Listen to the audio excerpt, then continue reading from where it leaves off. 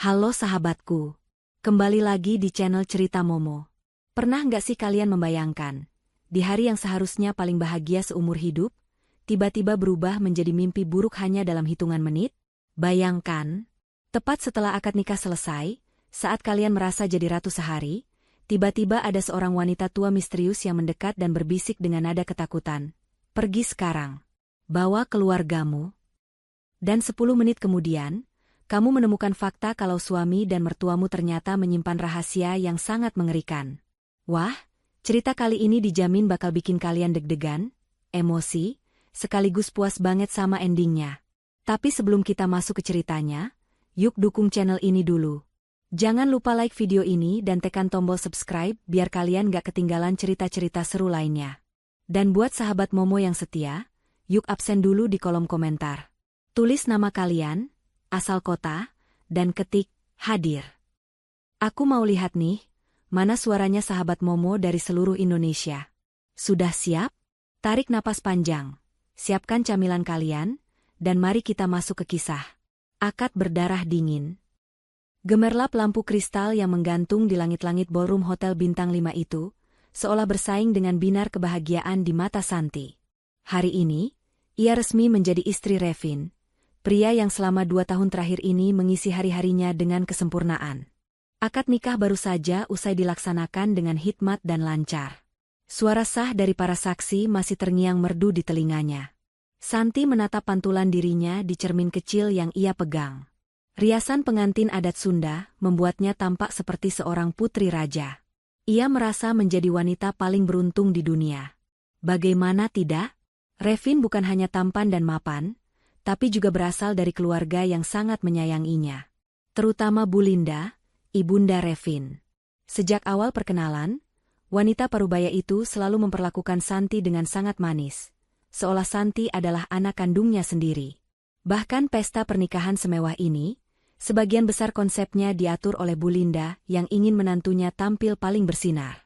Santi menoleh ke arah pelaminan, di mana Revin sedang berbincang akrab dengan Pak Dharma, ayah Santi. Pemandangan dua lelaki yang paling dicintainya itu membuat hati Santi hangat. Ayahnya, yang selama ini membesarkannya sendirian dengan penuh disiplin dan kasih sayang, tampak begitu lega melepaskan putri semata wayangnya kepada laki-laki sebaik Revin. Revin menoleh dan melihat Santi bangkit perlahan dari kursi pelaminan. Ia bertanya dengan lembut kemana Santi hendak pergi. Santi menjawab sambil tersenyum manja bahwa ia ingin ke toilet sebentar untuk merapikan riasan wajahnya, karena ia merasa lipstiknya sudah agak pudar. Revin mengangguk penuh pengertian dan merapikan sedikit kebaya Santi, mengingatkan agar istrinya itu tidak pergi terlalu lama, karena sesi foto keluarga besar akan segera dimulai. Santi mengangguk dan berjalan anggun menuruni panggung pelaminan. Gaun ekor panjangnya menyapu lantai marmer yang berkilau. Ia melewati deretan tamu undangan yang menatapnya dengan kagum. Senyum tak henti-hentinya ia tebar. Ia melangkah menuju lorong samping yang mengarah ke ruang rias khusus pengantin dan toilet VVIP. Berbeda dengan ballroom yang riuh oleh suara musik orkestra dan tawa para tamu, lorong ini terasa jauh lebih sunyi dan dingin. Karpet tebal berwarna merah marun meredam suara langkah kaki Santi. Entah kenapa, tiba-tiba bulu kuduk Santi meremang. Perasaan bahagia yang tadi meluap-luap, mendadak terusik oleh kesunyian yang ganjil ini. Namun, Santi menepis perasaan itu. Ia berpikir mungkin ini hanya rasa gugup dan lelah, karena rangkaian acara yang padat sejak pagi. Saat Santi berbelok di tikungan lorong dekat area persiapan catering, seorang wanita tua dengan seragam pelayan catering berjalan tergesa-gesa dari arah berlawanan. Wanita itu membawa nampan kosong, kepalanya tertunduk dalam, dan jalannya sedikit pincang. Santi mencoba menepi untuk memberi jalan, namun wanita tua itu justru seolah sengaja menabrak bahu Santi dengan cukup keras. Santi memeki kaget dan hampir saja terjatuh jika tidak berpegangan pada dinding. Wanita tua itu menjatuhkan nampannya hingga menimbulkan bunyi gaduh logam beradu dengan lantai. Santi yang baik hati bukannya marah, malah refleks membungkuk untuk membantu wanita itu. Ia bertanya dengan ramah apakah wanita itu baik-baik saja. Santi melihat wajah wanita tua itu tertutup sebagian oleh rambut yang berantakan dan masker kesehatan yang agak kotor. Tiba-tiba, tangan wanita tua itu mencengkeram lengan Santi dengan sangat kuat. Cengkeraman itu terasa dingin dan kasar, membuat Santi meringis sakit. Wanita itu mengangkat wajahnya sedikit. Mata itu? Santi tertegun melihat mata wanita tua itu. Mata itu tidak memancarkan penyesalan, melainkan ketakutan yang luar biasa. Tatapan yang liar, panik, dan putus asa. Wanita itu menarik Santi mendekat, lalu berbisik dengan suara serak dan gemetar tepat di telinga Santi. Ia menyuruh Santi pergi sekarang juga dan membawa keluarganya. Wanita itu memperingatkan agar jangan sampai malam pertama terjadi. Santi terdiam kaku. Jantungnya seakan berhenti berdetak sesaat. Ia menatap wanita itu dengan bingung dan takut, tidak mengerti apa maksud perkataannya. Wanita itu tidak menjawab pertanyaan Santi. Ia justru terlihat semakin panik seolah ada yang mengawasinya. Ia kembali berbisik, kali ini lebih menekan, menyuruh Santi lari sebelum terlambat karena menurutnya, mereka bukan manusia. Belum sempat Santi bertanya lebih lanjut, terdengar suara langkah sepatu hak tinggi mendekat dari ujung lorong lain.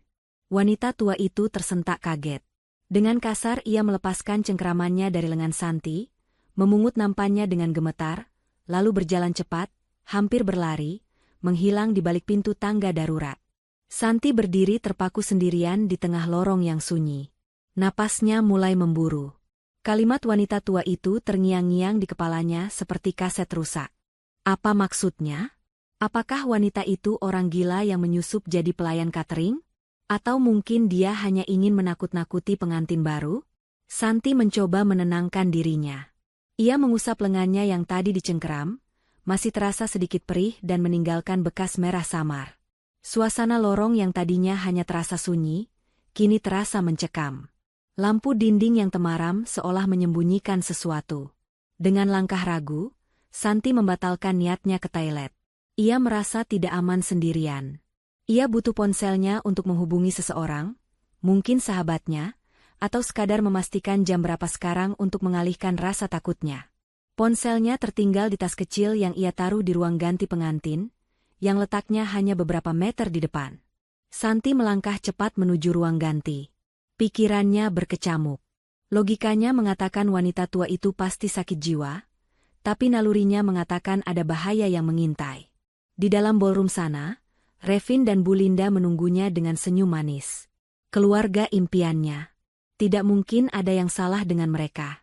Sesampainya di depan pintu ruang ganti VVIP yang terbuat dari kayu jati tebal, tangan Santi terulur untuk memegang gagang pintu. Namun, gerakannya terhenti. Pintu itu tidak tertutup rapat. Ada celah kecil yang terbuka, membiarkan sedikit cahaya dan suara dari dalam rembes keluar. Santi hendak mendorong pintu itu dan masuk, tapi suara tawa yang familiar dari dalam ruangan membuatnya membeku di tempat. Itu suara Revin. Dan suara Bu Linda. Tapi tawa mereka terdengar berbeda. Tidak ada kehangatan di sana. Yang terdengar adalah tawa dingin yang menusuk, tawa kemenangan yang mengerikan. Santi mendekatkan telinganya ke celah pintu, menahan napasnya, tidak menyadari bahwa apa yang akan ia dengar di balik pintu itu akan menghancurkan dunia indahnya dalam sekejap mata. Santi menahan napasnya sekuat tenaga, berusaha menjadi satu dengan dinding di samping pintu yang sedikit terbuka itu. Rasa penasaran yang tadi hinggap kini berganti menjadi firasat buruk yang mencekik lehernya. Melalui celah sempit antara daun pintu dan kusen, mata Santi bisa menangkap sebagian pemandangan di dalam ruangan. Ruang ganti itu tampak mewah dengan sofa bludru merah dan meja rias yang dipenuhi bunga. Di sana, di atas sofa, Revin duduk dengan pose yang tak pernah Santi lihat sebelumnya. Laki-laki yang selama ini selalu duduk tegak dan sopan itu kini menyandarkan punggungnya dengan malas. Kakinya disilangkan ke atas meja, dan kancing kemeja atasnya dibuka paksa hingga dasinya miring. Di tangannya, terselip sebatang rokok yang asapnya mengepul memenuhi ruangan ber-AC itu. Padahal, setahu Santi, Revin adalah pria yang sangat anti rokok dan selalu menjaga pola hidup sehat. Di hadapan Revin, Bu Linda berdiri sambil memegang gelas kristal berisi cairan berwarna kuning keemasan. Wajah keibuan yang lembut dan penuh kasih sayang yang selalu ia tunjukkan pada Santi, kini lenyap tak berbekas. Wajah itu kini dingin, keras, dan memancarkan aura licik yang membuat perut Santi mual. Bu Linda menyesap minumannya lalu tertawa kecil. Sebuah tawa yang terdengar sangat meremehkan. Terdengar suara Bu Linda memecah keheningan, memuji akting Revin yang dianggapnya luar biasa hari ini. Ia mengatakan bahwa ia hampir saja tertipu melihat air mata haru Revin saat ijab kabul tadi. Bu Linda menyebut Revin benar-benar aktor kelas kakap yang pantas mendapatkan piala. Mendengar pujian ibunya, Revin tergelak. Ia menghembuskan asap rokoknya ke udara dengan angkuh. Revin menjawab dengan nada santai yang mengerikan. Ia berkata bahwa menaklukkan hati wanita seperti Santi adalah hal termudah di dunia. Menurut Revin, Santi adalah tipikal wanita manja yang haus perhatian karena dibesarkan tanpa sosok ibu, sehingga memberinya sedikit perhatian palsu saja sudah cukup membuat Santi menyerahkan seluruh hidupnya.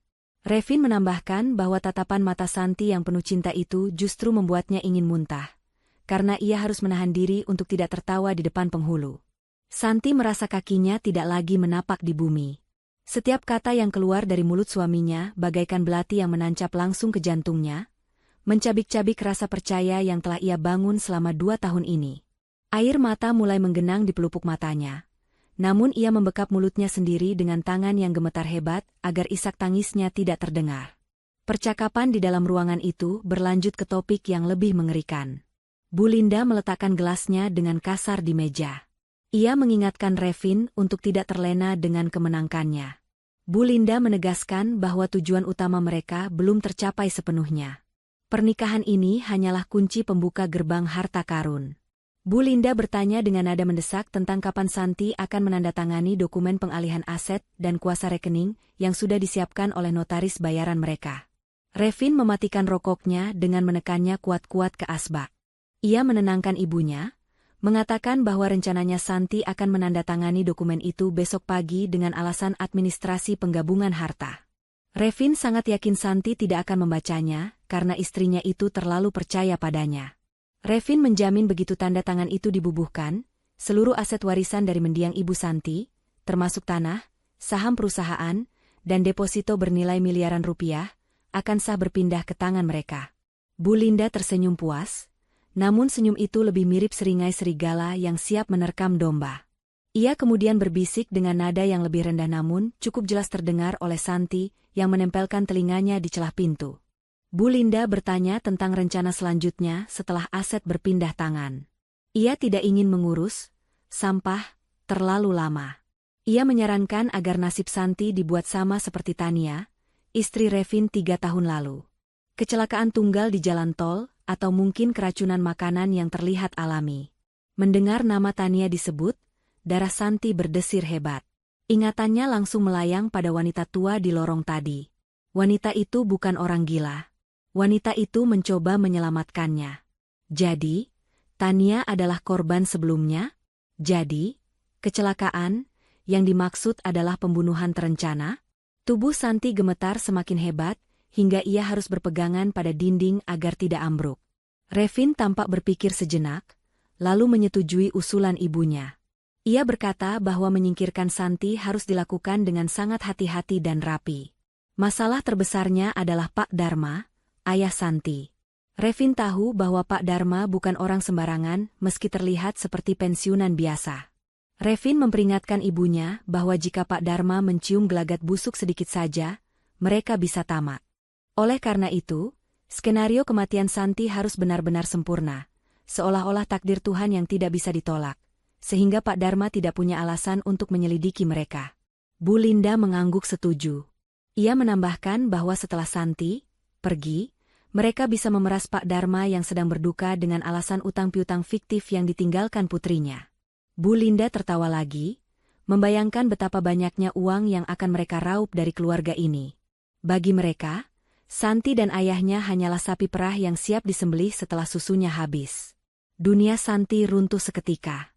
Langit-langit lorong hotel terasa berputar. Ia baru saja menikahi seorang monster yang bersekongkol dengan iblis berwujud mertua. 10 menit yang lalu, ia merasa menjadi wanita paling bahagia. Sekarang, ia sadar bahwa ia sedang berdiri di bibir jurang kematian. Ia terjebak dalam sarang penjahat yang sudah merencanakan kehancuran hidupnya dan kematiannya, bahkan sebelum akad nikah diucapkan. Santi ingin berteriak, ingin mendobrak pintu dan memaki mereka, tapi akal sehatnya yang tersisa menahannya.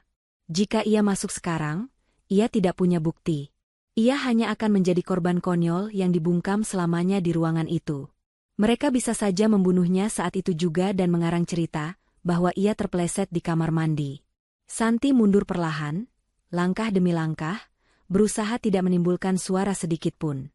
Sepatu hak tingginya terasa berat. Napasnya pendek-pendek. Ia harus pergi dari sana. Ia harus mencari wanita tua tadi. Ia harus mencari bukti. Dan yang terpenting, ia harus menyelamatkan ayahnya dari rencana busuk dua manusia keji di dalam sana. Namun, saat Santi berbalik badan hendak lari, ujung gaun pengantinnya yang panjang tersangkut di kaki meja hias di lorong, menyebabkan vas bunga kecil di atasnya bergoyang dan hampir jatuh. Santi menyambar vas itu dengan gerakan kilat sebelum menghantam lantai, namun bunyi gesekan keramik dengan kayu terdengar cukup nyaring di keheningan lorong. Dari dalam ruangan, tawa Revin dan Bu Linda mendadak berhenti. Terdengar suara langkah kaki mendekat ke arah pintu. Suara Bu Linda terdengar tajam bertanya siapa di luar sana. Jantung Santi seolah meledak. Ia tidak punya waktu untuk lari jauh.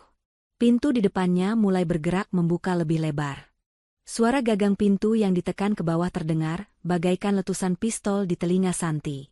Adrenalin membanjiri tubuhnya, memaksanya bergerak secepat kilat.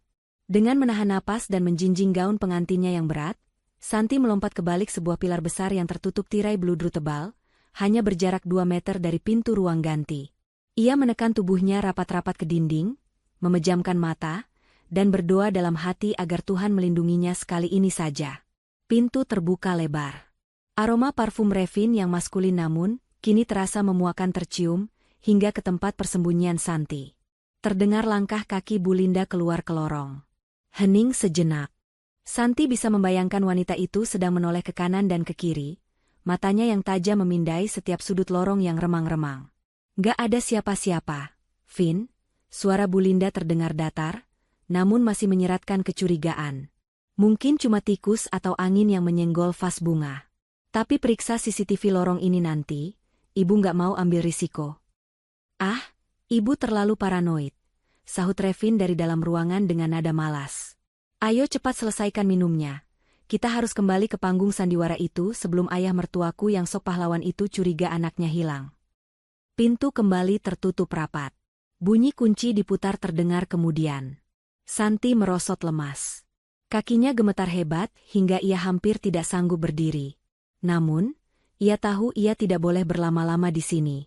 Jika mereka keluar lagi dan menemukannya sedang bersembunyi dengan wajah pucat, tamatlah riwayatnya. Santi melepas sepatu hak tingginya dan menjinjingnya. Ia berlari tanpa suara, menjauh dari area VVIP menuju bagian belakang gedung. Ia ingat saat technical meeting minggu lalu, ada lorong khusus staf yang menghubungkan area ini dengan gudang logistik dan dapur. Santi menyelinap masuk ke pintu bertuliskan, staff only. Lorong ini jauh lebih sempit, berbau pembersih lantai, dan dipenuhi tumpukan kursi lipat cadangan. Santi terus berjalan hingga menemukan sebuah ruangan yang pintunya sedikit terbuka. Gudang penyimpanan dekorasi. Ia masuk ke sana, menutup pintu perlahan, dan bersandar di baliknya. Ruangan itu gelap, hanya diterangi cahaya lampu jalan yang masuk lewat ventilasi kecil di atas. Di sanalah pertahanannya runtuh. Santi menutup wajahnya dengan kedua tangan, menahan isak tangis yang menyesakkan dada. Bayangan wajah manis Revin yang ternyata iblis, dan kebaikan palsu Bu Linda, berputar-putar di kepalanya membuat kepalanya pusing. Jangan menangis. Air matamu tidak akan menyelamatkan nyawamu. Suara serak itu muncul dari sudut ruangan yang gelap. Santi tersentak kaget dan hampir menjerit. Namun sebuah tangan yang kasar dengan cepat membekap mulutnya. SSTTT. Ini aku. Jangan berisik atau mereka akan menemukan kita. Bisik suara itu lagi. Santi mengenali suara itu. Ia mengangguk pelan, memberi isyarat bahwa ia akan tenang. Tangan itu perlahan melepaskan bekapannya. Di hadapannya, dalam keremangan cahaya, berdiri wanita tua berseragam catering yang tadi menabraknya. Kamu benar, bisik Santi dengan suara bergetar. Mereka merencanakan pembunuhan. Mereka mau hartaku. Wanita tua itu menghela napas panjang, seolah beban berat sedikit terangkat dari pundaknya, karena akhirnya Santi percaya. Ia kemudian menarik kursi plastik bekas dan duduk di hadapan Santi. Duduklah, nak, kakimu pasti sakit, katanya. Santi menurut. Ia menatap wanita tua itu dengan saksama. Siapa kamu sebenarnya? Kenapa kamu tahu rencana mereka? Dan kenapa kamu menolongku? Wanita tua itu tidak langsung menjawab. Perlahan, ia membuka masker kotor yang menutupi sebagian wajahnya. Kemudian, ia melepas wig rambut beruban yang ia pakai, memperlihatkan rambut aslinya yang hitam namun dipotong pendek berantakan. Namun, yang membuat Santi menutup mulutnya karena syok bukanlah rambut itu, melainkan kondisi wajah dan leher wanita itu. Separuh wajah kanannya hingga ke leher dipenuhi jaringan parut bekas luka bakar yang mengerikan. Kulitnya melepuh dan menyatu dengan cara yang menyakitkan untuk dilihat. Namaku Tania, ucap wanita itu lirih, tangannya menyentuh bekas luka di lehernya sendiri dengan tatapan kosong. 3 tahun lalu, aku berdiri di posisimu. Memakai gaun putih, merasa jadi wanita paling bahagia karena dinikahi Revin. Tapi sebulan setelah menikah, tepat setelah aku menandatangani surat kuasa aset warisan orang tuaku mobil yang kendarai, tiba-tiba, remnya blong dan terbakar di jurang. Santi terbelalak. Air matanya menetes lagi, kali ini karena ngeri. Mereka pikir aku mati hangus di dalam mobil itu. Lanjut Tania dengan nada dingin yang menakutkan. Tapi aku berhasil merangkak keluar sebelum mobil meledak. Aku sembunyi, hidup menggelandang, mengumpulkan kepingan diriku yang hancur cuma buat satu tujuan. Menghancurkan mereka di hari mereka mengulang kejahatan yang sama. Tania merogoh saku seragamnya dan mengeluarkan sebuah flash disk kecil berwarna hitam. Ia menggenggam tangan Santi dan meletakkan benda itu di telapak tangan Santi. Ini kuncinya, Santi. Di dalam sini ada rekaman suara, foto-foto pertemuan rahasia Bu Linda dengan sindikat pasar gelap, dan bukti transaksi aliran dana dari asuransi kematianku ke rekening luar negeri atas nama Revin. Jelas Tania. Santi menggenggam flash disk itu erat-erat. Benda kecil ini terasa panas di tangannya. Ini adalah bukti kejahatan, sekaligus tiket untuk menyelamatkan nyawanya dan ayahnya. Tapi ada satu hal lagi yang harus kamu tahu, kata Tania, wajahnya mendekat, matanya menatap tajam ke manik mata Santi. Kamu lihat tamu-tamu undangan yang duduk di sisi kiri? Yang mengaku kerabat jauh Bu Linda? Teman-teman bisnis Revin yang necis itu? Santi mengangguk ragu. Iya, kenapa dengan mereka? Mereka semua palsu, desis Tania. Semuanya aktor bayaran. Revin tidak punya teman, dan keluarga Bu Linda sudah membuangnya karena sifat kriminalnya. Mereka menyewa orang-orang itu supaya pestanya terlihat meyakinkan di mata ayahmu.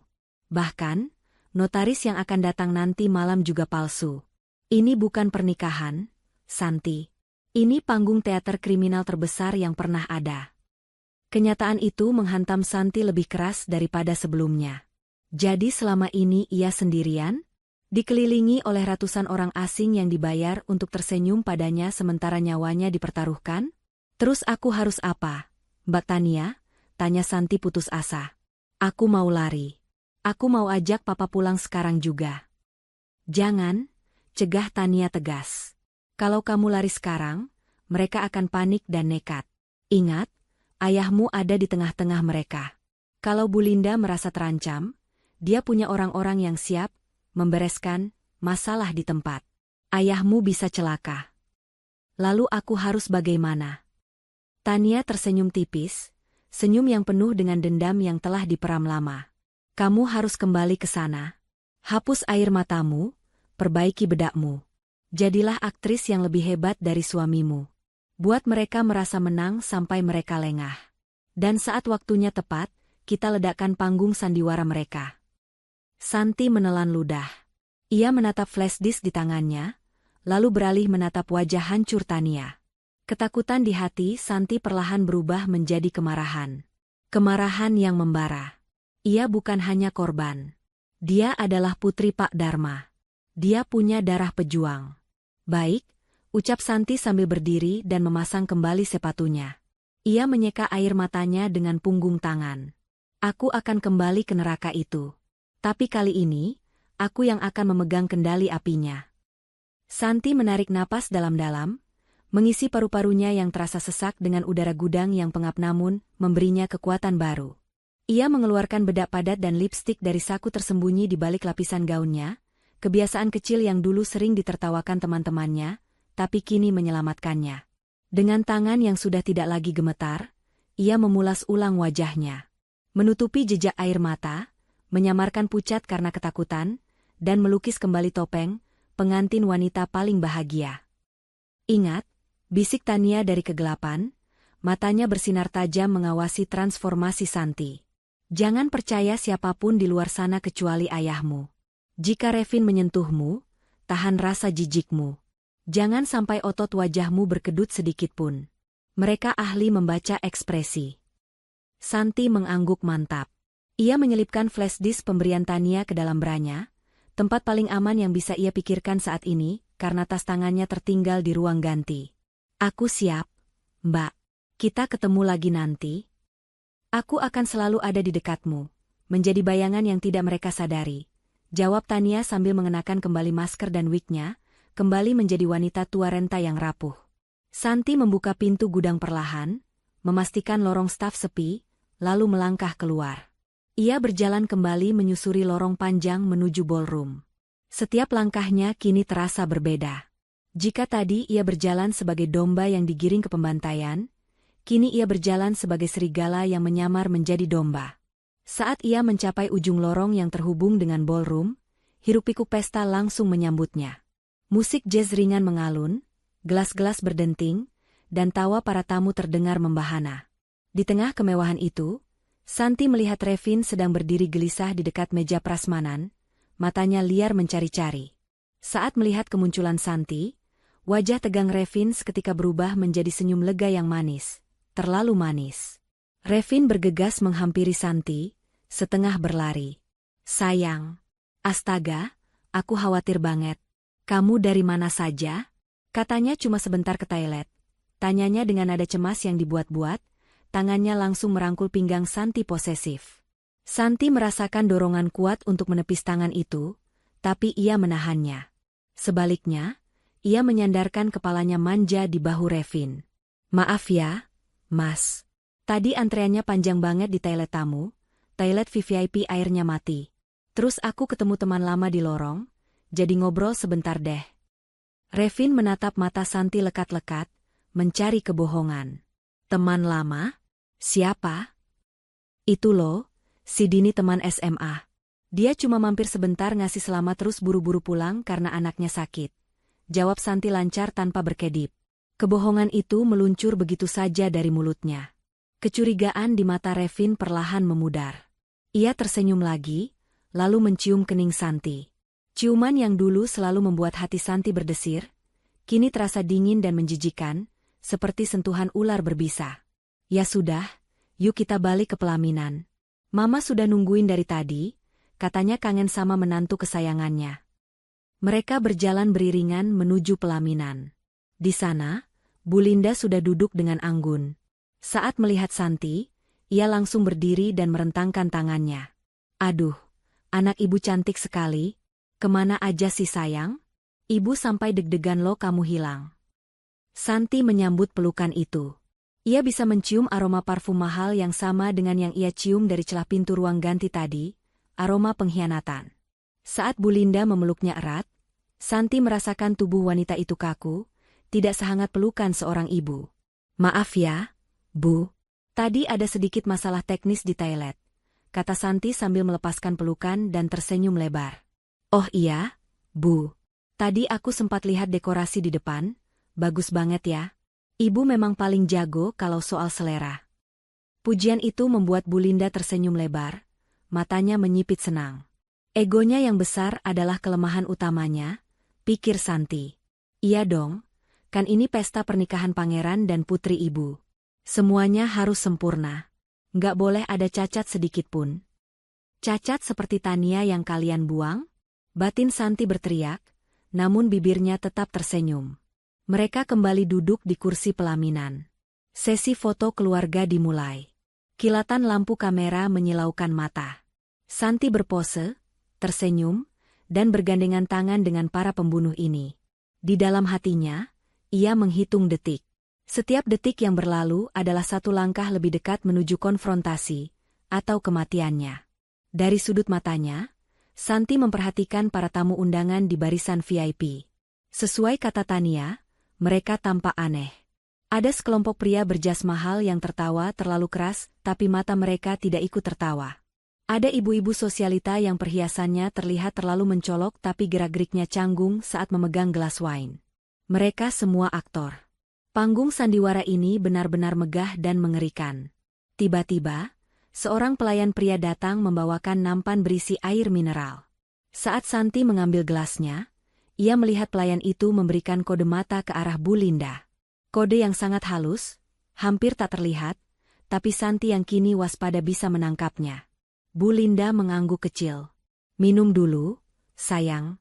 Pasti haus kan habis keliling," kata Revin menyodorkan gelas itu lebih dekat ke bibir Santi. Santi menatap air bening di dalam gelas itu. Apakah ini saatnya? Apakah racun itu sudah ada di sini? Jantungnya berpacu cepat. Ia harus minum agar tidak dicurigai, tapi ia tidak boleh minum jika ingin selamat.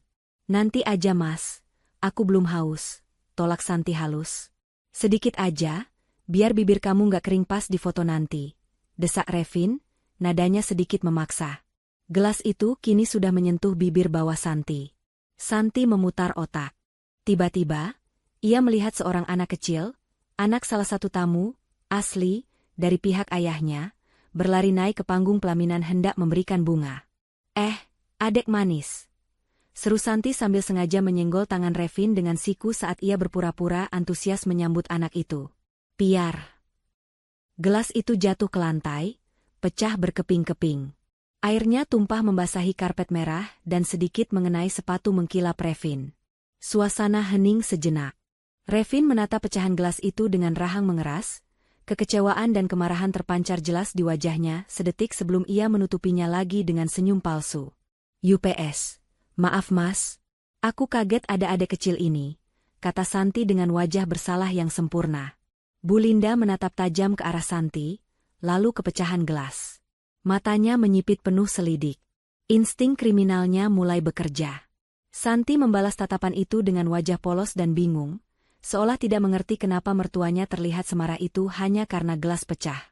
"Nggak apa-apa, sayang. Namanya juga kecelakaan," kata Bu Linda akhirnya dengan suara datar yang dingin. "Pelayan, bersihkan ini segera. Dan ambilkan minum yang baru. Pastikan khusus untuk menantu saya." Kata "khusus" itu ditekan dengan nada yang membuat bulu kuduk Santi berdiri. Perang dingin sudah dimulai. Santi tahu, ia baru saja lolos dari lubang jarum pertama, tapi jarum-jarum berikutnya sudah menanti. Ia harus segera menghubungi ayahnya. Ia butuh pelindung yang nyata sebelum minuman, khusus, berikutnya datang. Pecahan gelas di lantai telah dibersihkan oleh petugas kebersihan dengan cekatan, namun ketegangan di udara tidak serta-merta hilang. Revin kembali memasang senyum menawannya, seolah insiden kecil tadi tidak pernah terjadi, tetapi cengkeraman tangannya di pinggang Santi terasa semakin erat, posesif, dan menyakitkan. Santi tahu, suaminya itu sedang berusaha mengendalikan setiap gerakannya agar tidak membuat kesalahan lagi. Suara MC yang riang gembira memecah keheningan di atas panggung. "Baiklah, untuk sesi selanjutnya, mari kita undang orang tua dari kedua mempelai untuk foto bersama. Kepada Bapak Dharma dan Ibu Linda, dipersilakan naik ke pelaminan." Jantung Santi berdegup kencang saat melihat sosok ayahnya, Pak Dharma, berjalan gagah menaiki tangga pelaminan. Pria parubaya itu mengenakan beskap hitam yang pas di tubuh tegapnya. Meski rambutnya sudah memutih, sisa-sisa ketegasan seorang purnawirawan jenderal polisi masih terlihat jelas dari cara berjalannya yang tegap dan matanya yang berwibawa. Namun saat ini, mata itu memancarkan kelembutan seorang ayah yang bangga melihat putrinya menikah. Pak Dharma tidak tahu bahwa ia sedang berjalan masuk ke dalam sarang penyamun. Santi ingin sekali berlari memeluk ayahnya dan berteriak minta tolong. Tapi ia ingat peringatan Tania. Jika ia gegabah, nyawa ayahnya bisa melayang detik ini juga. Ia harus menggunakan cara yang hanya dimengerti oleh mereka berdua. Cara yang sudah diajarkan Pak Dharma sejak Santi masih duduk di bangku sekolah dasar, sebagai antisipasi karena jabatan ayahnya yang berisiko tinggi.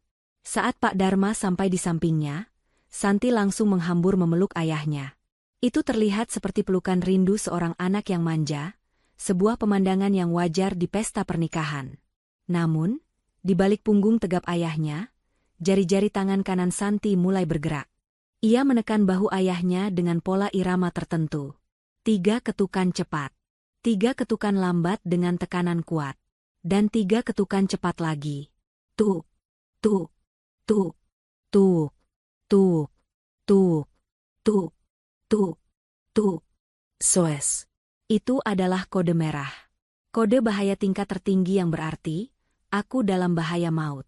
Musuh ada di sekitar kita. Jangan bereaksi mencolok. Santi bisa merasakan tubuh ayahnya menegang seketika. Otot-otot bahu Pak Dharma mengeras di bawah telapak tangan Santi. Senyum di wajah Pak Dharma tidak berubah sedikit pun, ia terlalu terlatih untuk itu, tetapi aura di sekitarnya berubah drastis dalam sepersekian detik. Kehangatan seorang ayah berganti menjadi kewaspadaan seorang pemburu yang menyadari ada predator di dekatnya. Pak Dharma tidak langsung melepaskan pelukan. Ia justru menepuk punggung Santi pelan, membalas kode itu dengan 2 ketukan tegas. Diterima. Tenang. Sambil tetap memeluk putrinya, mata tajam Pak Dharma bergerak cepat memindai sekeliling tanpa menolehkan kepalanya secara mencolok.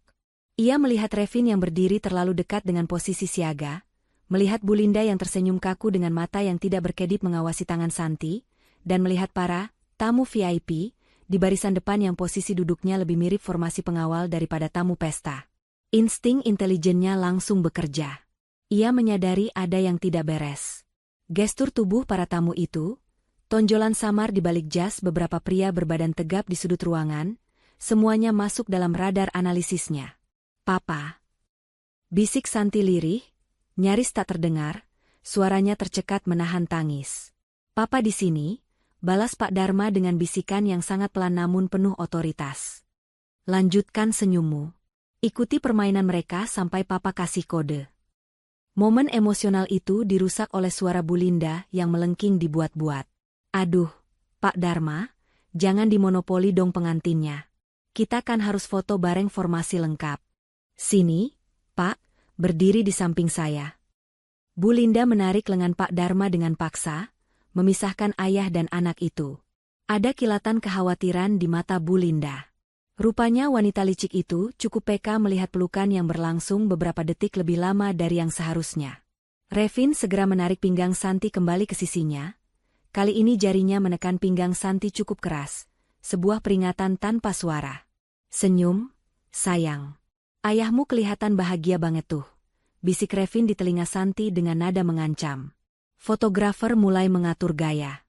Oke, 1, 2, 3. Senyum. Kilatan lampu kamera menyambar. Di dalam foto itu nanti, akan terlihat sebuah keluarga bahagia yang sempurna. Namun kenyataannya, itu adalah foto 2 kubu yang sedang bersiap saling membunuh. Di satu sisi ada Revin dan Bu Linda, para penipu ulung yang merasa di atas angin. Di sisi lain ada Santi dan Pak Dharma, ayah dan anak yang kini saling terhubung dalam frekuensi bahaya, diam-diam menyusun strategi bertahan hidup. Setelah sesi foto, Pak Dharma turun dari pelaminan. Santi melihat ayahnya tidak kembali ke tempat duduk semula. Pak Dharma berjalan santai menuju salah satu meja di sudut ruangan, tempat beberapa rekan purnawirawannya duduk. Santi tahu, ayahnya sedang mengaktifkan jaringannya. Bantuan akan datang. Tapi pertanyaannya, apakah bantuan itu bisa datang tepat waktu sebelum Bu Linda melancarkan serangan berikutnya? Kecemasan Santi terbukti. Baru saja ayahnya turun, seorang pelayan wanita, berbeda dari yang tadi, naik ke pelaminan membawa baki berisi 2 gelas koktail berwarna merah menyala. Ini minuman spesial dari manajer hotel sebagai permintaan maaf atas insiden gelas pecah tadi. Pak, Bu, kata pelayan itu sopan sambil menyodorkan baki ke arah Revin dan Santi. Santi menatap cairan merah itu dengan ngeri. Warnanya seperti darah. Nah, ini baru layanan bintang 5, kata Bu Linda yang tiba-tiba sudah berdiri di belakang mereka. Tangannya mengambil 1 gelas dan menyodorkannya langsung ke tangan Santi. Ayo minum, Santi. Kali ini ibu yang pastikan gelasnya tidak licin. Kamu harus minum untuk menghargai manajer hotel, kan?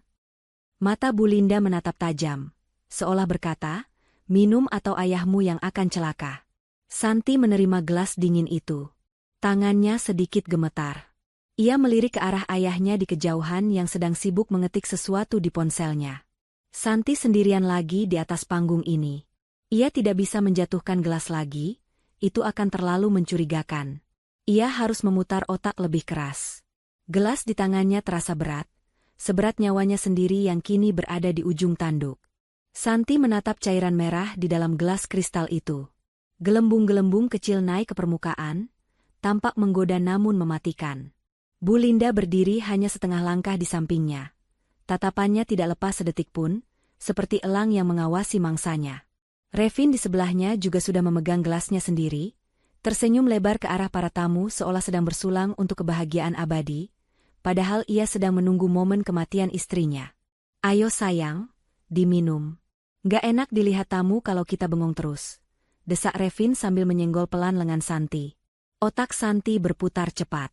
Ia tidak bisa menolak lagi. Ia tidak bisa menjatuhkan gelas lagi. Bu Linda sudah mengantisipasi semua kecerobohan yang mungkin ia buat. Jika ia tidak minum sekarang, Bu Linda akan semakin curiga dan mungkin akan mempercepat rencana cadangan mereka yang lebih kasar. Tapi jika ia minum, ia tamat. Tiba-tiba, lampu ballroom meredup perlahan. Musik jazz yang mengalun berubah menjadi intro lagu romantis yang lembut. Suara MC kembali terdengar. Hadirin sekalian, mari kita sambut dansa pertama dari kedua mempelai. Kepada Revin dan Santi, lantai dansa adalah milik kalian. Ini kesempatannya. Santi melihat celah. Ah, dansa pertama. Seru Santi dengan nada antusias yang dibuat-buat, memotong desakan Revin. Ia segera meletakkan gelasnya di meja bundar kecil di samping kursi pelaminan, tepat di sebelah gelas Revin yang juga baru diletakkan, karena suaminya harus bersiap berdansa.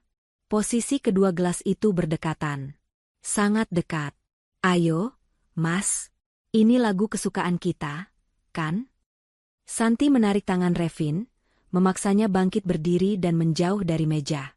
Revin tampak sedikit kesal karena rencananya tertunda, tapi ia tidak bisa menolak di depan ratusan pasang mata yang kini tertuju pada mereka. Ia terpaksa mengikuti Santi menuju tengah lantai dansa di depan pelaminan. Lampu sorot, spotlight, mengikuti mereka. Santi meletakkan tangannya di bahu Revin, dan Revin melingkarkan tangannya di pinggang Santi. Mereka mulai bergerak perlahan mengikuti irama musik. Di mata para tamu, ini adalah pemandangan paling romantis malam itu. Sepasang pengantin baru yang tenggelam dalam cinta. Tapi bagi Santi, ini adalah tarian kematian. Jarak wajah mereka sangat dekat, namun hati mereka terpisah jurang kebencian. Saat Revin memutarnya dalam gerakan dansa, mata Santi dengan cepat melirik ke arah meja pelaminan.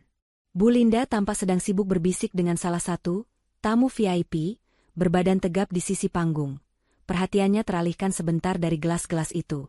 Santi memanfaatkan momen putaran dansa untuk berbisik mesra di telinga Revin.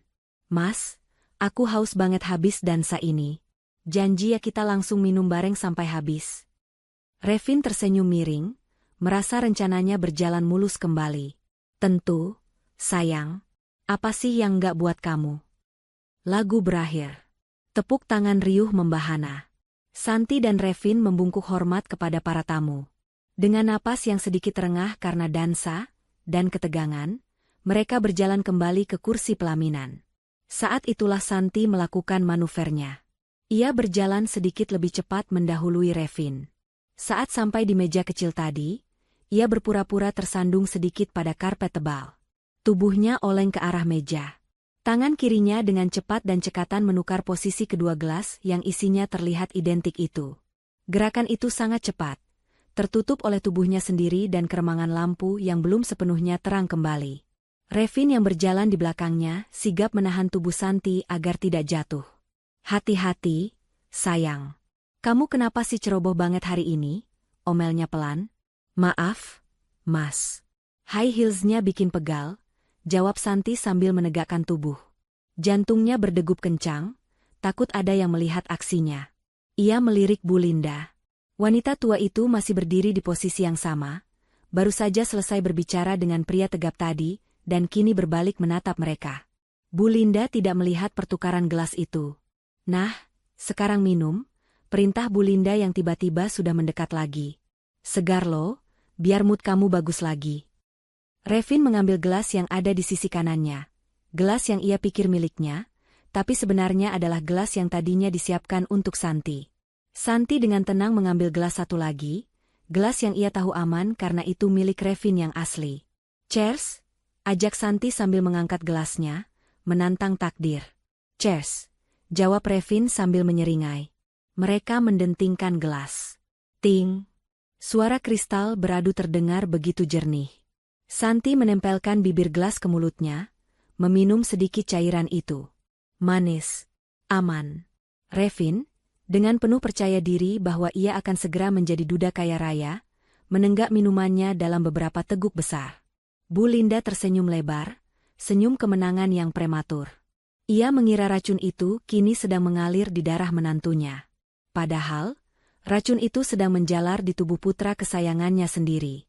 Santi meletakkan gelasnya yang sudah kosong separuh. Ia menghitung dalam hati. Berapa lama reaksinya akan bekerja? Ia ingat ucapan Bu Linda di ruang ganti tadi tentang racun perlahan. Mungkin efeknya tidak instan. Mungkin Revin baru akan merasakannya nanti malam, atau besok pagi. Itu memberinya waktu. Namun, perhitungan Santi meleset. Ternyata dosis yang diberikan Bu Linda cukup tinggi untuk memastikan kematian yang pasti. Baru 5 menit berselang, saat mereka sedang melayani salaman tamu, wajah Revin mulai berubah. Keringat dingin sebesar biji jagung muncul di dahinya. Tangannya yang memegang tangan Santi terasa dingin dan lembab.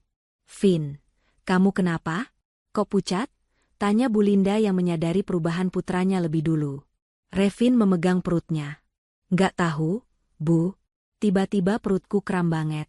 Kepala juga pusing." Suaranya terdengar berat, matanya mulai tidak fokus. Santi berpura-pura panik. "Mas Revin. Mas kenapa? Jangan-jangan masuk angin karena AC-nya terlalu dingin?" Serunya cukup keras agar tamu di dekat mereka mendengar. Bu Linda menatap Santi, lalu menatap gelas kosong Revin. Wajahnya menegang. Keraguan mulai muncul di matanya. Mungkinkah? Tidak mungkin tertukar, pikirnya. Ia melihat sendiri posisi gelas tadi. Tapi melihat kondisi Revin yang memburuk dengan cepat, gejala yang persis sama dengan efek racun yang ia siapkan, kepanikan mulai merayapi hati wanita kejam itu. "Senjata makan tuan. Kita istirahat sebentar di belakang," putus Bu Linda cepat, tidak mau mengambil risiko Revin ambruk di depan umum. Revin butuh duduk. Rencana mereka mulai berantakan. Kekacauan kecil mulai terjadi.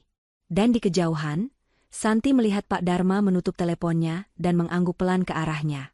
Bantuan sedang bergerak. Tapi Santi tahu, malam ini masih panjang. Revin yang keracunan justru bisa menjadi binatang buas yang lebih berbahaya karena rasa sakit dan kepanikan. Suasana di belakang panggung pelaminan langsung berubah drastis. Senyum ramah dan keanggunan yang tadi ditampilkan Bu Linda lenyap seketika, digantikan oleh kepanikan yang kasar.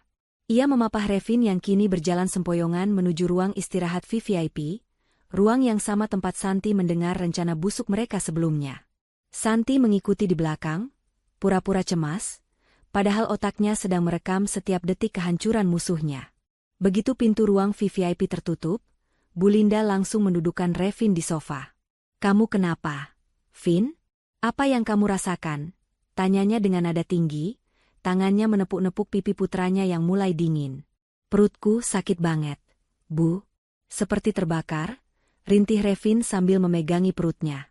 Napasnya pendek-pendek, dan matanya mulai merah. Ia menatap ibunya dengan tatapan bingung dan ketakutan. "Ibu kasih apa di minuman itu?" Pertanyaan Revin membuat Bu Linda terdiam. Wajahnya memucat. Ia menoleh cepat ke arah Santi yang berdiri di dekat pintu. Tatapannya bukan lagi curiga, tapi penuh tuduhan. "Kamu, apa yang kamu lakukan pada gelas itu?" bentaknya, melupakan sandiwaranya sebagai mertua baik hati. Santi mundur selangkah, memasang wajah syok yang meyakinkan. "Maksud ibu apa? Aku nggak ngapa-ngapain. Kita minum dari gelas yang sama yang ibu kasih, kan? Mas Revin sakit. Kenapa ibu malah marahin aku?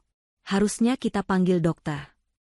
Santi merogoh tasnya, yang sudah ia ambil kembali saat masuk ruangan, berpura-pura hendak menelepon ambulans. "Jangan," teriak Bu Linda dan Revin berbarengan. "Jangan panggil dokter sembarangan," sergah Bu Linda cepat, menyadari bahwa racun dalam darah Revin akan terdeteksi jika diperiksa medis. Itu akan menjadi bukti kriminal yang tak terbantahkan.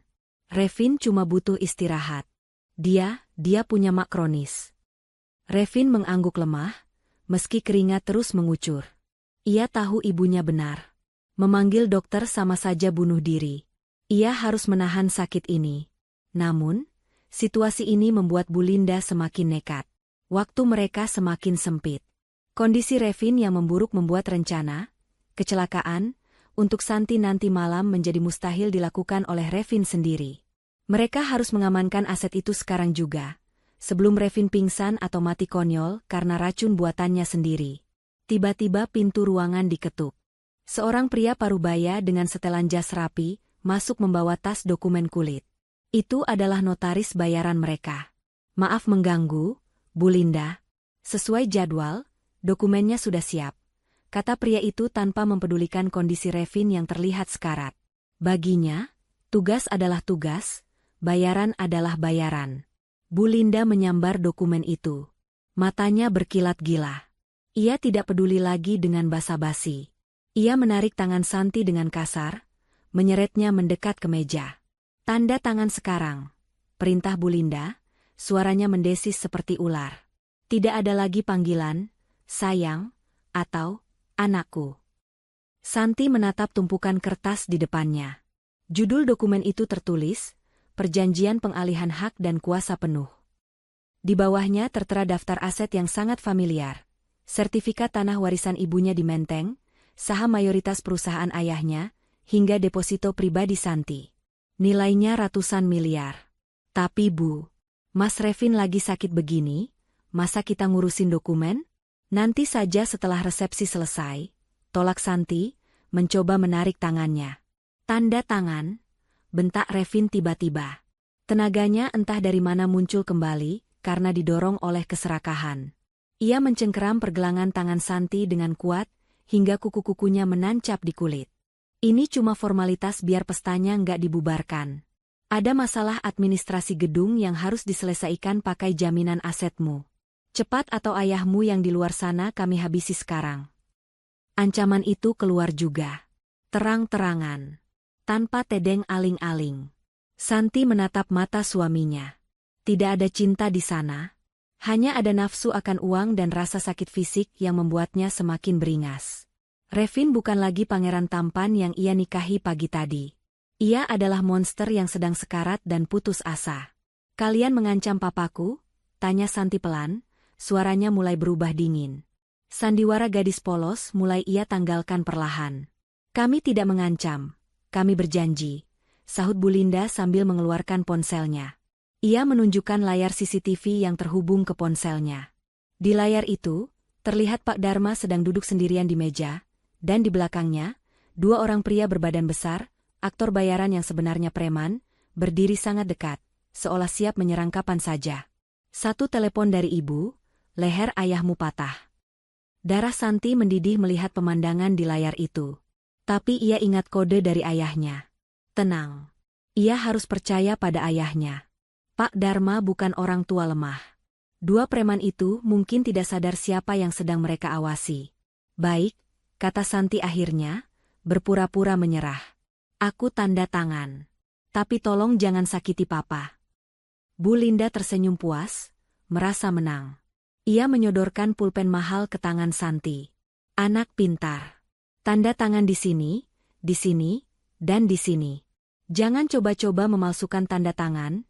Notaris ini ahlinya. Santi memegang pulpen itu. Tangannya gemetar, bukan karena takut, tapi menahan amarah. Ia membungkuk di atas kertas. Ujung pulpen menyentuh kertas. Bu Linda dan Revin menahan napas. Mata mereka berbinar menatap ujung pena itu seolah melihat tumpukan emas. Namun, bukannya menggoreskan nama, Santi tiba-tiba menjatuhkan pulpen itu ke lantai. Aduh! Pekiknya sambil memegang perutnya sendiri. Bu, sakit, perutku juga sakit. Santi membungkuk. Wajahnya meringis kesakitan. Ia meniru gejala Revin tadi. Jangan bohong kamu, teriak Bu Linda marah. Kamu minum gelas yang aman tadi. Nggak tahu, Bu, sakit. Rintih Santi sambil merosot ke lantai, sengaja menendang pulpen itu jauh ke bawah sofa. Revin mengeram frustrasi. Ambil pulpennya, Bu, paksa dia. Kekacauan di ruangan itu semakin menjadi. Bu Linda yang panik dan emosi harus berlutut mencari pulpen di kolong sofa dengan gaun mewahnya, sementara Revin terengah-engah menahan racun di sofa, dan Santi berpura-pura sekarat di lantai sambil diam-diam mengawasi mereka dengan senyum tipis yang tersembunyi. Mengulur waktu. Itu kuncinya. Setiap detik yang terbuang adalah kemenangan bagi Santi. Bu Linda merangkak di lantai dengan gaun kebayanya yang mahal, tangannya meraba-raba kolong sofa dengan panik dan frustrasi. Wajahnya merah pada menahan amarah. Di sofa, Revin semakin pucat, napasnya tersengal-sengal seperti orang yang baru lari maraton. Racun itu bekerja lebih cepat dari yang ia perkirakan. Sementara itu, Santi masih meringkuk di lantai, memegangi perutnya sambil mengeluarkan suara rintihan yang meyakinkan, padahal matanya waspada mengawasi setiap pergerakan. Dapat? Seru Bu Linda akhirnya, menarik pulpen itu keluar dari debu di bawah sofa. Ia bangkit berdiri dengan napas memburu, rambut sanggulnya mulai sedikit berantakan. Ia tidak peduli lagi dengan penampilannya. Bangun! Bentak Bu Linda sambil menarik lengan Santi dengan kasar, memaksanya duduk kembali di kursi. Jangan banyak drama. Tanda tangan sekarang atau aku telepon orang di luar buat habisi ayahmu detik ini juga. Santi duduk dengan lemas, kepalanya menunduk. Ia melirik jam dinding. Sudah 10 menit berlalu sejak ia masuk ruangan ini. Bantuan seharusnya sudah dekat. Ia harus mengulur waktu sedikit lagi. Bu, tanganku kram, gak bisa pegang pulpen. Rengek Santi dengan suara lemah. Alasan. Bu Linda mencengkeram tangan kanan Santi, memaksakan pulpen itu ke sela-sela jarinya, lalu menggenggam tangan Santi dengan tangannya sendiri. Aku bantu gerakan tanganmu kalau perlu. Santi merasakan dinginnya tangan Bu Linda. Wanita ini benar-benar putus asa. Saat ujung pulpen kembali menyentuh kertas, Santi menahan napas.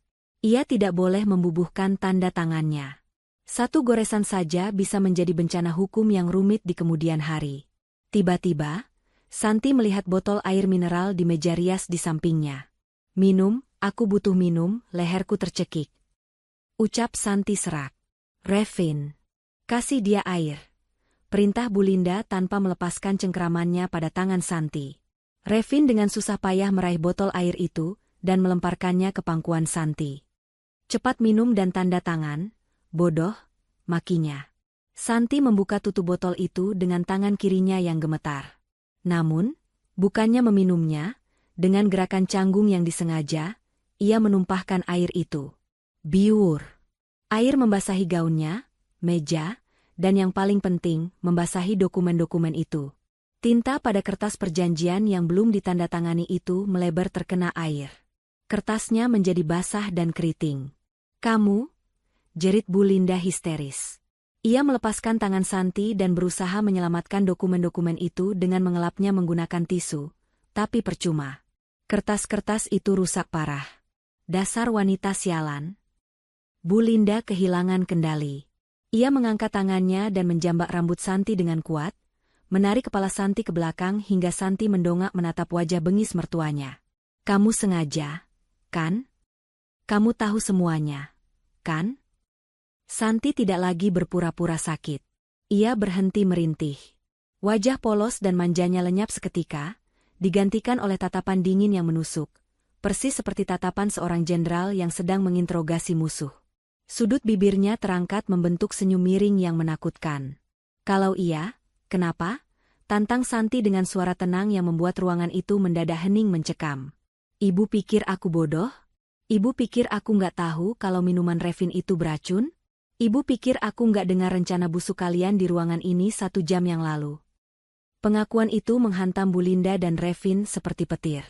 Notaris palsu di sudut ruangan, bahkan mundur ketakutan melihat perubahan drastis aura pengantin wanita itu. Kak, kamu. Revin tergagap, rasa sakit di perutnya seolah terlupakan sejenak oleh syok. Jadi kamu yang menukar gelasnya? Tentu saja, suamiku sayang, jawab Santi sinis. Rasanya gimana? Enak? Itu racun buatan ibumu sendiri loh.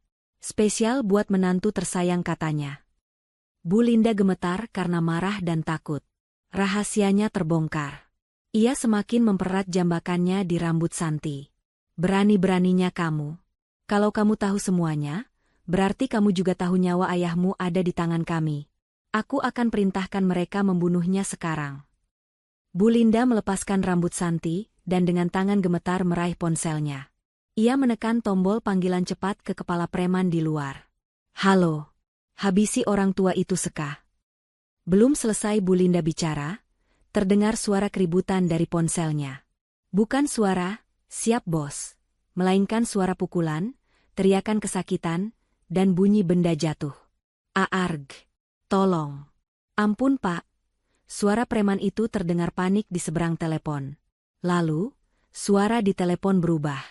Suara berat, tenang, dan berwibawa yang sangat dikenal Santi terdengar. Halo, Bu Linda? Maaf, anak buah ibu sedang sibuk mencium lantai. Ada pesan lain yang ingin disampaikan sebelum saya masuk ke sana. Itu suara Pak Dharma. Ponsel di tangan Bu Linda terlepas jatuh ke lantai. Wajahnya pucat pasi seputih kertas. Kakinya lemas. Ia menatap Santi dengan horor. Santi berdiri perlahan, merapikan rambutnya yang tadi dijambak. Ia menatap mertuanya yang kini terlihat kecil dan menyedihkan. Ibu lupa satu hal, kata Santi sambil melangkah maju, memojokkan Bu Linda ke dinding. Ayahku bukan cuma pensiunan polisi biasa. Dia mantan komandan pasukan khusus. Preman-preman pasar bayaran ibu itu, cuma butuh waktu 30 detik buat ayah dan teman-temannya melumpuhkan mereka sambil senyum. Dan satu lagi, tambah Santi, menoleh ke arah notaris palsu yang hendak kabur lewat pintu belakang. Jangan bergerak atau kakimu patah. Di luar pintu itu sudah ada polisi sungguhan. Pintu ruang VVIP itu tiba-tiba bergetar hebat. Seseorang mendobraknya dari luar dengan kekuatan penuh. Engsel pintu yang kokoh itu menyerah. Daun pintu kayu jati yang kokoh itu terhempas keras menghantam dinding, menyisakan retakan pada engselnya yang menyerah kalah. Debu berterbangan sesaat. Di ambang pintu, berdiri sosok Pak Dharma dengan wajah yang jauh berbeda dari sosok ayah ramah di pelaminan tadi. Aura kepemimpinan dan ketegasannya sebagai mantan perwira tinggi kini menguar kuat, membuat ruangan VVIP itu terasa sesak. Di belakang Pak Dharma, muncul 3 orang pria tegap berbatik, rekan-rekan purnawirawan yang tadi duduk bersamanya. Mereka bukan sekadar tamu undangan biasa, melainkan mantan anggota tim khusus yang keahliannya melumpuhkan musuh tidak pernah tumpul dimakan usia. Tanpa perlu aba-aba, 2 dari mereka langsung bergerak cepat meringkus notaris gadungan yang mencoba menyelinap keluar. Pria itu ditekuk lututnya dan diborgol dengan kabel ties dalam hitungan detik. "Papa," seru Santi, namun ia tidak berlari menghambur. Ia tetap berdiri tegak di posisinya, menunjukkan bahwa ia baik-baik saja dan mampu mengendalikan situasi. Pak Dharma menatap putrinya sejenak, memastikan tidak ada luka fisik. Lalu tatapannya beralih tajam kepada Bu Linda yang kini tersudut di dinding dengan wajah pucat pasi. "Jadi ini wajah asli besan saya?" Suara Pak Dharma rendah namun menggelegar, penuh intimidasi. "Berani sekali ibu merencanakan pembunuhan putri saya di hari pernikahannya. Ibu pikir saya tidak memeriksa latar belakang ibu sebelum menyetujui pernikahan ini? Saya tahu semua utang judi ibu di Makau dan Singapura." Bu Linda gemetar hebat. Rahasianya yang tertutup rapat selama bertahun-tahun dikuliti begitu saja. Mulutnya terkunci rapat, tak mampu menyangkal. Sementara itu, Revin mengerang kesakitan di sofa, racun di tubuhnya semakin menyiksanya. Namun tidak ada simpati di mata Pak Dharma.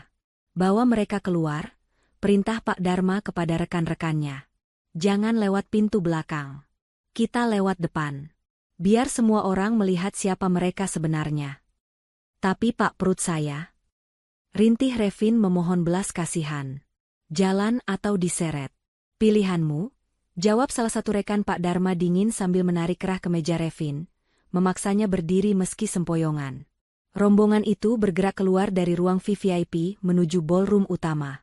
Namun, kejutan yang sesungguhnya baru saja dimulai di luar sana. Tania, yang sejak tadi menghilang, ternyata telah menyusup ke ruang kontrol audiovisual di lantai mezanin. Dengan kemampuan teknis yang ia pelajari selama hidup di jalanan demi membalas dendam, ia melumpuhkan operator teknis dengan semprotan merica, mengunci pintu dari dalam, dan mengambil alih kendali sistem penyiaran gedung. Di ballroom yang megah, ratusan tamu undangan sedang menikmati hidangan sambil bertanya-tanya kemana perginya pengantin dan keluarga inti. Tiba-tiba, musik orkestra yang syahdu berhenti mendadak. Suara feedback mikrofon yang melengking membuat semua orang menutup telinga. Lampu kristal utama padam, menyisakan kegelapan sesaat, sebelum akhirnya layar proyektor raksasa di belakang pelaminan menyala terang. Biasanya layar itu menampilkan foto-foto prewedding yang romantis. Tapi kali ini, layar itu hitam polos. Hanya ada gelombang suara audio yang bergerak-gerak. Suara rekaman percakapan yang jernih menggema ke seluruh penjuru ruangan melalui speaker kualitas konser. Aktingmu bagus, Revin. Begitu dia tanda tangan pengalihan aset besok pagi, kita buat dia, kecelakaan, seperti si Tania dulu. Suara Bu Linda terdengar sangat jelas. Para tamu undangan terkesiap. Bisik-bisik mulai terdengar riuh. Tenang, Bu. Santi itu polos. Dia cinta mati sama aku. Tatapan matanya yang penuh cinta itu justru membuatku ingin muntah. Kini giliran suara Revin yang terdengar. Suasana ballroom berubah menjadi kacau. Ibu-ibu sosialita menutup mulut tak percaya. Teman-teman Santi saling berpandangan dengan wajah syok. Para tamu dari pihak Bu Linda, yang ternyata aktor bayaran, mulai terlihat gelisah dan berusaha kabur pelan-pelan. Namun pintu keluar utama sudah dijaga oleh petugas keamanan hotel yang telah dikoordinasikan oleh tim Pak Dharma. Tepat saat rekaman itu mencapai bagian rencana pembunuhan Pak Dharma, pintu samping ballroom terbuka. Pak Dharma, Santi, dan timnya masuk menggiring Bu Linda dan Revin ke tengah ruangan. Semua mata tertuju pada mereka. Bukan tatapan kagum seperti saat kira pengantin tadi, melainkan tatapan jijik, marah, dan penghakiman. Bu Linda menundukkan kepalanya dalam-dalam, berusaha menyembunyikan wajahnya dari sorotan lampu yang kini terasa membakar kulit. Revin, yang wajahnya sudah banjir keringat dingin dan pucat seperti mayat hidup, berjalan tertatih-tatih sambil menahan sakit perut yang melilit. Rasa malunya jauh lebih besar daripada rasa sakit fisiknya. Ia, yang selalu membanggakan citra sempurnanya, kini telanjang bulat di hadapan publik sebagai penipu dan calon pembunuh. Di layar proyektor, tampilan berubah lagi. Tania menampilkan slideshow foto-foto bukti kejahatan mereka. Foto dokumen utang piutang Bu Linda, foto bangkai mobil Tania di jurang 3 tahun lalu, dan bukti transfer uang hasil kejahatan. Bukannya itu Bu Linda, teriak seorang tamu yang mengenali wajah di layar. Mereka penipu. Cemoohan mulai terdengar. Beberapa tamu melempar serbet makan ke arah mereka. Suasana pesta yang mewah berubah menjadi pengadilan massal. Pak Dharma menghentikan langkahnya tepat di depan panggung pelaminan. Ia melepaskan cengkeramannya pada Bu Linda, membiarkan wanita itu jatuh terduduk lemas di karpet merah. Revin juga ambruk di samping ibunya, napasnya memburu. Santi melangkah maju, memisahkan diri dari perlindungan ayahnya. Ia berdiri tegak di hadapan suami dan mertuanya yang kini bersimpuh di kakinya. Gaun pengantinnya yang putih bersih tampak kontras dengan kekotoran jiwa 2 orang di hadapannya. Tania keluar dari ruang kontrol di lantai atas, berdiri di balkon dan menatap ke bawah. Matanya bertemu dengan mata Santi. Tania mengangguk pelan, memberikan panggung terakhir ini sepenuhnya kepada Santi. Matikan rekamannya, perintah Santi melalui mikrofon yang diberikan oleh ayahnya. Suaranya bergema, menghentikan keriuhan tamu undangan. Hening seketika. Semua orang menanti apa yang akan dilakukan sang pengantin wanita. Santi menatap Revin yang merintih. Sakit, Revin? Tanyanya lembut namun menusuk. Rasa sakit di perutmu itu akan hilang dalam beberapa jam.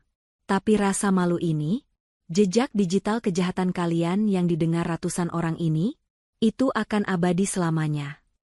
Revin mendongak, matanya merah berair. Santi, tolong panggil dokter. Dokter?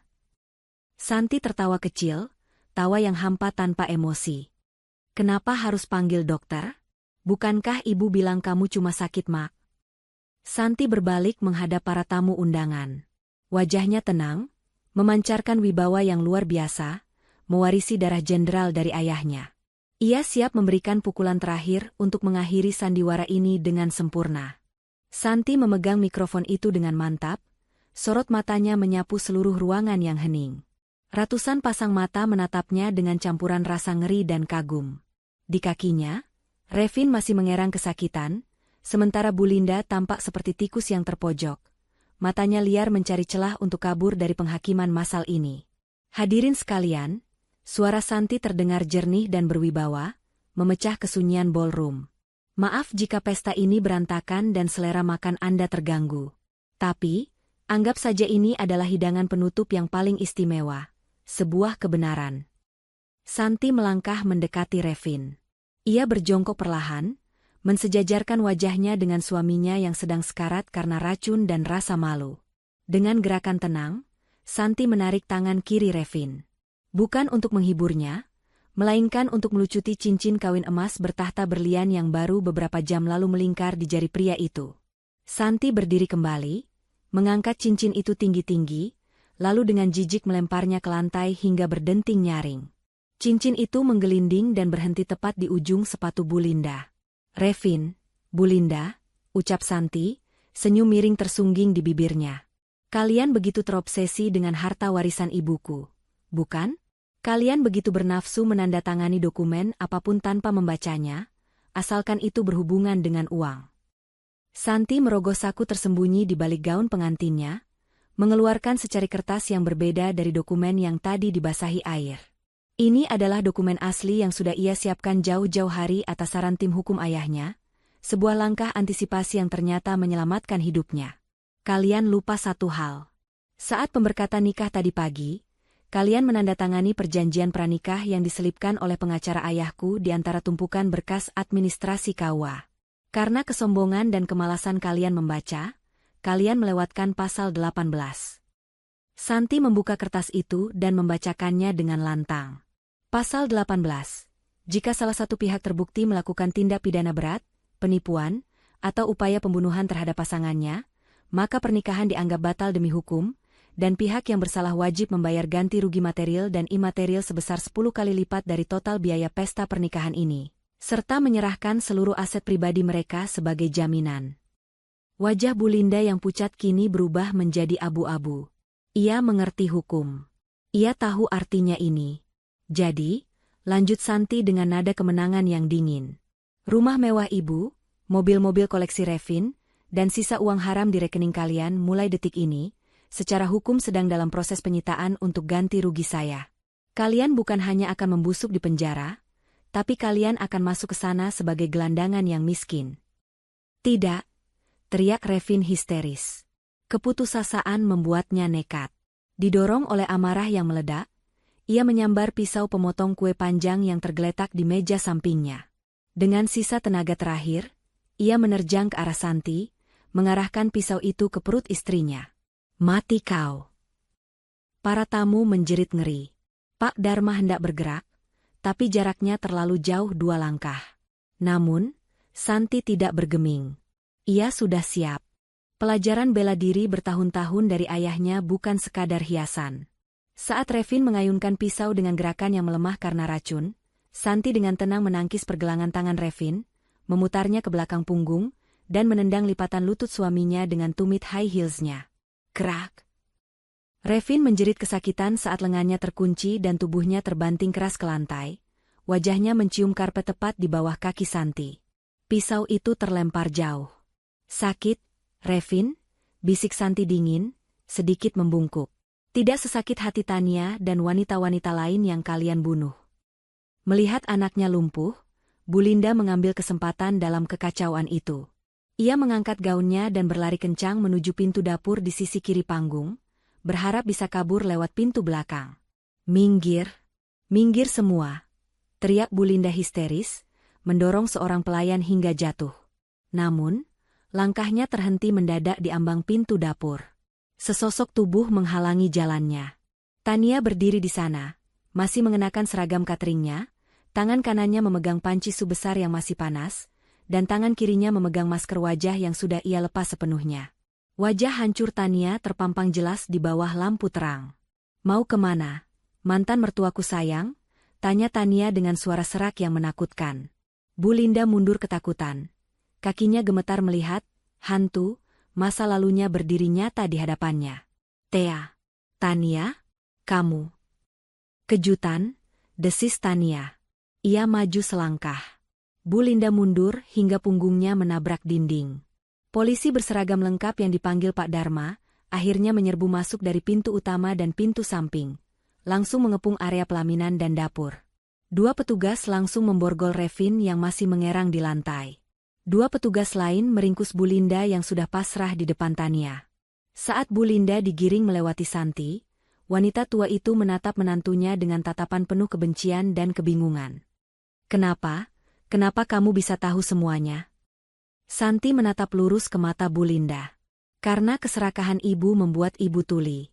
Ibu terlalu sibuk mendengarkan bunyi uang, sampai tidak mendengar bisikan hati nurani. Dan ibu meremehkan kekuatan seorang istri yang melindungi keluarganya. Revin dan Bu Linda diseret keluar gedung di bawah sorakan dan cemoohan para tamu undangan. Kamera-kamera wartawan yang entah sejak kapan hadir di sana, menghujani mereka dengan kilatan lampu blitz. Wajah mereka akan terpampang di halaman depan koran esok hari, sebagai penjahat paling memalukan tahun ini. Setelah keributan mereda, hening kembali menyelimuti ruangan. Santi menghela napas panjang, bahunya turun, melepaskan beban berat yang ia panggul seharian ini. Pak Dharma berjalan mendekat dan langsung memeluk putrinya erat-erat. Papa bangga padamu, nak. Sangat bangga, bisik Pak Dharma, suaranya bergetar menahan haru. Santi memeluk ayahnya, lalu melepaskan diri dan menoleh ke arah pintu dapur. Tania masih berdiri di sana, bersandar di kusen pintu, menatap mereka dengan senyum tipis. Santi berjalan menghampiri Tania. Tidak ada kata-kata yang terucap. Santi hanya menggenggam tangan Tania yang kasar. Mereka, dua wanita yang disatukan oleh tragedi, kini berdiri sebagai pemenang. Santi melepas kalung berlian di lehernya dan memakaikannya ke leher Tania. Untuk modal hidup baru, Mbak, kata Santi tulus. Kamu bebas sekarang. Tania tersenyum, air mata menetes di pipinya yang terluka, tapi itu air mata lega. Santi berbalik menghadap para tamu yang masih terpaku. Ia mengambil gelas minuman baru, yang ia pastikan bersih, mengangkatnya tinggi-tinggi. Pestanya sudah selesai, ucap Santi sambil tersenyum lebar, senyum yang benar-benar tulus dan lepas untuk pertama kalinya hari itu. Silakan nikmati makanannya. Kali ini, saya yang traktir. Santi meneguk minumannya, merasakan manisnya kemenangan. Ia bukan lagi gadis polos yang bisa dipermainkan. Ia adalah Santi, wanita yang membakar panggung sandiwara iblis dengan keberaniannya sendiri. Pesan moral, kejahatan yang direncanakan dengan rapi dan licik sekalipun, akan selalu kalah oleh keberanian untuk mengungkap kebenaran. Jangan pernah meremehkan orang yang terlihat diam dan penurut, karena ketenangan seringkali adalah bentuk pertahanan diri yang paling mematikan. Waspadalah, keserakahan hanya akan menuntunmu pada kehancuranmu sendiri.